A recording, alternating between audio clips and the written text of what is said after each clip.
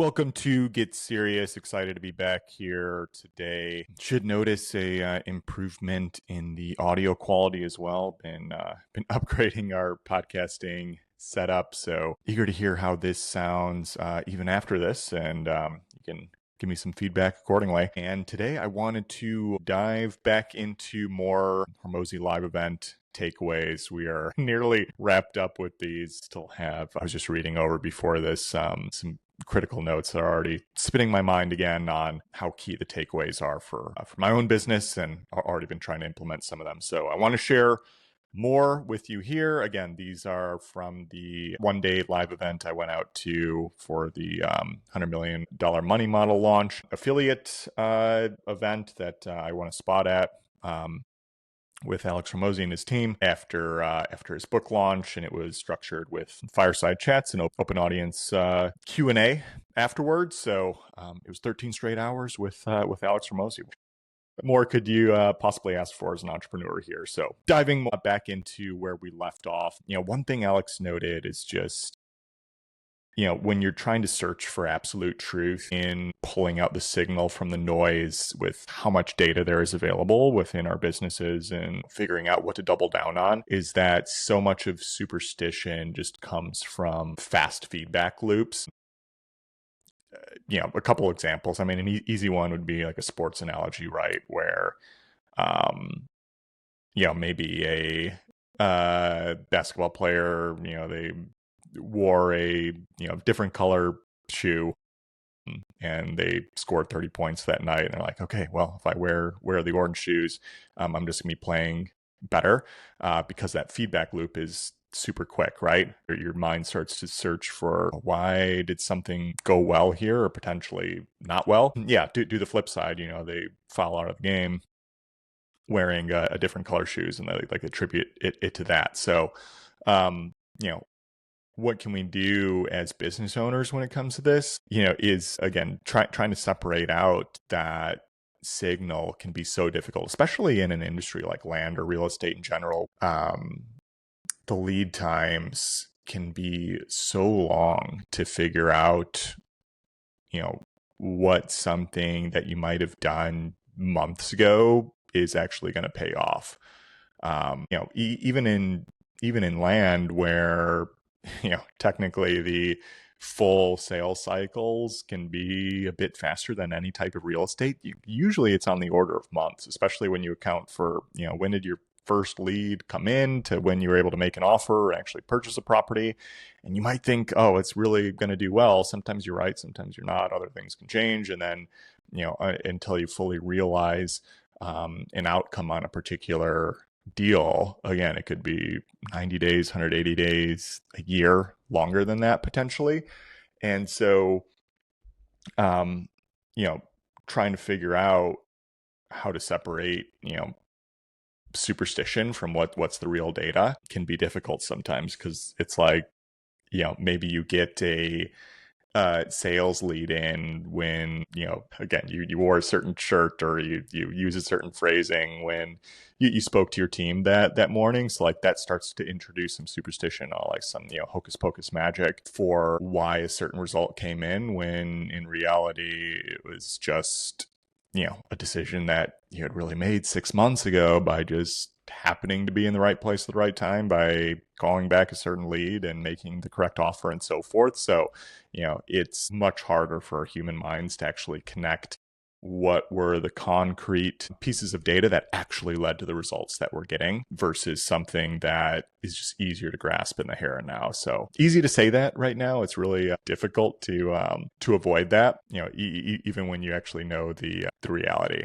I mean, again, going back to the sports analogy, just quickly, I mean, even, me on my couch sometimes, or I think so many sports fans, are watching a game where you have a rooting interest in, and it's like, oh, I just entered this room, when and the team started doing poorly, so I'm like, I'm going to leave and come back in again. Like it just it doesn't make any sense when you actually think about it, but like your mind tries to spin up these possible rationales on your actual immediate actions that you're doing is like impacting something 100,000 miles away. Like, again, it sounds so silly in the moment, but it can be really hard to avoid. So you just have to really keep that lesson in mind. And so that's, kind of correlated where Alex was just mentioning, is that you just have to start from ground zero with what can be observed that everyone, keyword everyone, can agree on. So it's not, just feelings about certain activities. So I know I had remarked on this in probably one of the previous episodes of just, some of these words get thrown around like culture or integrity or ethics and so forth that don't have an agreed upon definition. And so you really have to boil things down to what they might actually mean, that again, that everybody can agree on. And so even if you have a different definition of one of those words, you just have to define it further so that in the context of what I might be defining as culture, I can boil it down to culture means X, Y, and Z for our particular company. And, X, Y, and Z could just be concrete. Oh, like everybody shows up in the morning with a good attitude, and then you have to break that down as well. Like, what does a good attitude mean? Does it mean that you're making eye contact and saying hello to people? A remote company, or are you greeting people on Slack? What have you? Like you see that you have to keep getting more and more granular to identify where is there fluff, where is there variability within the words that you're using to potentially define. And if you can solve those problems like that, that's just communication writ large, and will create a lot more connection and capability to work well together when we can, again, find ways to boil down rules and definitions that, again, everybody, any human being could agree on. And part of that, again, kind of correlating here too, and I know Hormozi points this out a number of times, it's just worth rehashing, and something I have to remind myself of constantly, is that, you want to write at a third grade reading level. So, I've obviously been doing a lot more writing with the serious news, and I'm, since an earlier age, I mean, I'd had higher education and so forth, was always more inclined to, show off more of a vocabulary. And I think that like there is a time and place, certain writing where you can be more poetic and more erudite. I'll throw that word out there, like scholarly, to like find the exact right word that kind of fits, or, throw in jargon for a particular industry. But the problem is when you do that, like, you're just going to reduce the total, amount of audience that you can potentially reach and impact by not boiling down the phrasing that you're using. And you think, third grade reading level, like, it seems so low, but we kind of have to just look at the stats within the US and probably a lot of the Western world and a lot of other parts of our planet as well, is just how poor the reading levels are and just the comprehension. I mean, there's just a number of folks, even graduating high school, that like never read a book in their whole life. Like, it was never assigned to them. We probably way overestimate, our general population's reading capabilities. And it's like, something people are probably embarrassed about if they're not that great at reading or understanding. So it can be hard to parse, exactly where your audience's reading ability is. So, you're better served by just, dumbing it down, for lack of a better word, so that you can convey the values and the intents that you would like them to absorb in a way that is actually meeting them where they're at. There's no judgment there. It's just, hey, here's where the audience is. If I can help get you to the next place by me just switching some words around, like, what does it matter what words I'm using? It doesn't. And if anything, me writing at a lower level helps me clarify my thoughts even more instead of throwing around bigger words. Food for thought from that side. Already at 10 minutes again here. So I thought I was going to be able to wrap up all the rest of these, but it's just key lessons. So I think we'll end with this other. This was a AI consultant who was within the audience asking some questions here. They have like a massive, like multi-million person Facebook group for AI consultancy. Pretty interesting. A good amount of them are non-US based, but still like 1 million in the US. And so they were just wondering, how do we still continue to grow, and marketing, what's our best avenue here? And Alex was really pointing out, for marketing in general, the more likely approach that's going to work more consistently, rather, is to show the what, not the how. Because when you show the what, that's going to be what, draws the eyes. That's what's, people are going to claim, oh, yeah, that's cool. Whereas, if you explain the how, or you even show the how, like, it's going to go over most people's heads, or they're just like not going to care. So like a concrete example of this, I mean, just look at Apple, for instance. I mean, we could run through a million different companies here.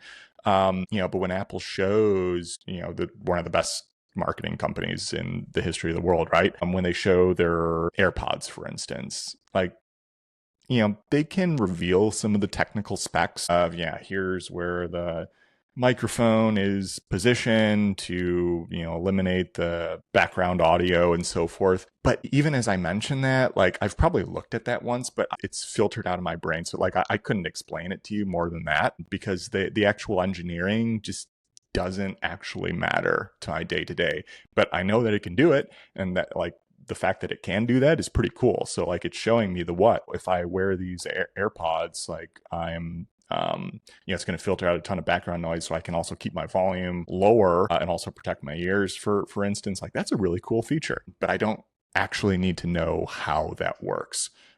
So that's just a key example here. I'm trying to think of, if we're going into more like the info products, or even if we're considering land, for instance, a lot of the coaches or the gurus and so forth. Wait, no one considers themselves a guru here, but let's just say coach. A lot of them, to just bring in folks to get interested in the space. It's like, it's kind of showing, I took this property for this amount of money and then sold it for this amount of money. And like, that's the what. Hey, here's my profit. Now, the actual how, we all know, like, this business is, simple in its, in kind of like the, overall intention of what we're trying to do. Like, we're not, building and launching rockets here. It's largely an arbitrage play, for the most part, whether you're doing subdivides or flips or what have you. You're just trying to buy a little bit lower, maybe add some value, sell for something higher. But we know the nuts and bolts are far more complicated than that. I've done almost 300 podcast episodes largely talking about land and how to underwrite, and there's like still such a dearth of knowledge there. The how is really, really difficult to get good at. It takes years of constant reps and practice. But the what can be really cool. So, and that's what kind of grips people, and what brings folks into the industry. And, on the, again, kind of similar tangent here, is that, you don't need a ton of different content to, attract, your existing audience or a new audience here. And what I mean by that, rather, I mean, it always serves to still have a ton of content, because, so many people just don't see what you're producing. So the more you can get eyeballs on what you're doing, like, the better. But you can repackage a ton of the content that you're doing, just like slightly different scenarios, which just speaks in new ways to your existing audience, or maybe, some newer members of your audience who, might be returning once or twice a week just to see what you're talking about. But the actual core content doesn't actually change. And like Hormozi brought up, Dave Ramsey, is he in his 70s now? But he's been doing supposedly like 1 to 3 hour show like every single day, I think, a radio show, where his main message is just, spend less than you make. Like, every single episode, like, that is, if you're going to boil it down to one sentence, that's the takeaway. But there's so many variations on different stages of life, or, different occurrences, or different, kind of unique scenarios that are not really that unique, but they might have a little bit of nuance to them, where he can just, talk about those variations, but like the same message still gets conveyed. I mean, I would use myself for an example too. Again, how many podcast episodes, how many newsletters at this point, how many deals have I reviewed where, underwriting, where like my main message I could come across is like, be a conservative underwriter. Like, make sure your buy price is,